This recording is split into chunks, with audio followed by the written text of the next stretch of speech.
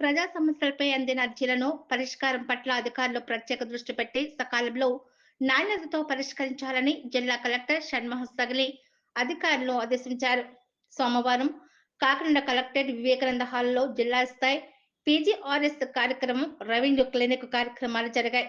PGRS కార్యక్రమంలో జిల్లా collector Shanmohan Sagili, CPO P Trinath, DRDA PD G Srinivasarao, DMHO doctor J Narasimha Nayak, జిల్లా ఉపాధి అధికారి జె శ్రీనివాసులు, డిఎల్పిఓ వాసుదేవరావు తదితర అధికారులతో కలిసి హాజరై జిల్లా చుట్టుప్రక్కల నుంచి వచ్చిన ప్రజల నుంచి అర్జీలను, దరఖాస్తులు స్వీకరించారు.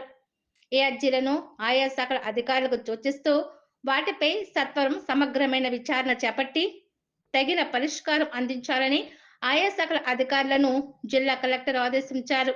బియ్యం కార్డు మంజూరు, కార్డుల్లోని పేర్లు మార్పులు చేర్పులు, పెన్షన్లు, ఉద్యోగ ఉపాధి అవకాశాలు, మురికి కాలువలపై ఆక్రమణ తొలగింపు, డ్రైన్ కాలువల్లో పూడిక తొలగింపు, పారిశుద్ధ్యం వంటి అంశాలపై మొత్తం 450లో అర్జీలు అందాయి.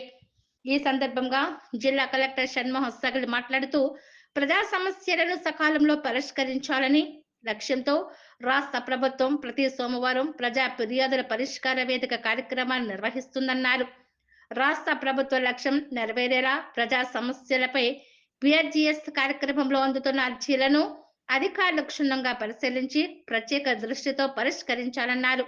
ఆయా శాఖలలో ఒకే అంశంపై మళ్లీ అర్జీలు నమోదు అవ్వడానికి గల కారణాలు సంబంధిత అధికారులు సమగ్రంగా అధ్యయనం చేసి అర్జీదారుని సమస్యకు తగిన పరిష్కారం సకాలంలో అందించాలని జిల్లా కలెక్టర్ అధికారులకు స్పష్టం చేశారు.